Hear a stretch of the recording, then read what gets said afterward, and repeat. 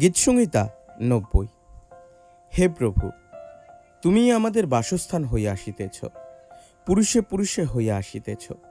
পর্বতগণের জন্ম হইবার পূর্বে, তুমি পৃথিবী ও জগৎকে জন্ম দিবার পূর্বে, এমনকি অনাদিকাল হইতে অনন্তকাল তুমি ঈশ্বর। তুমি মর্তকে ধূলিতে ফিরাইয়া থাকো, বলিয়া থাকো, মনুষ্য সন্তানেরা ফিরিয়া চাও।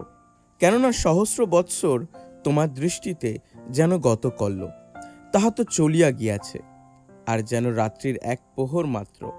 তুমি তাহাদিগকে যেন বন্যায় ভাসাইয়া লইয়া যাইতেছ। তাহারা স্বপ্নবৎ। প্রাতকালে তাহারা তৃণের ন্যায় যাহা বাড়িয়া উঠে, প্রাতকালে তৃণপুষ্পিত হয় ও বাড়িয়া উঠে, সায়ংকালে ছিন্ন হইয়া শুষ্ক হয়। কেননা তোমার ক্রোধে আমরা ক্ষয় পাই, তোমার কোপে আমরা বিহ্বল হই। তুমি রাখিয়াছ আমাদের অপরাধ সকল তোমার সাক্ষাতে, আমাদের গুপ্ত বিষয় সকল তোমার মুখের দীপ্তিতে।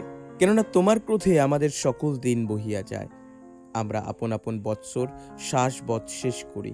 আমাদের আয়ুর পরিমাণ ৭০ বৎসর, বলযুক্ত হইলে ৮০ বৎসর হইতে পারে। তথাপি তাহাদের দর্প ক্লেশ ও দুঃখ মাত্র, কেননা তাহা বেগে পলায়ন করে এবং আমরা উড়িয়া যাই। তোমার কোপের বল কে বুঝে? তোমার ভয়াবহতার অনুরূপ ক্রোধ কে বুঝে?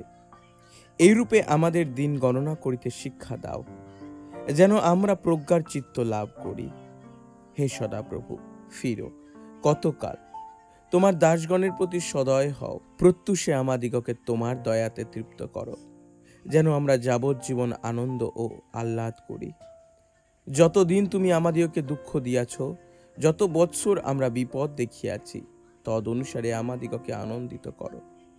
তোমার দাসগণের কাছে তোমার কর্ম, তাহাদের সন্তানদের উপরে তোমার প্রতাপ দৃষ্ট হোক, আর আমাদের ঈশ্বর সদাপ্রভুর প্রসন্ন ভাব আমাদের উপরে বর্তুক।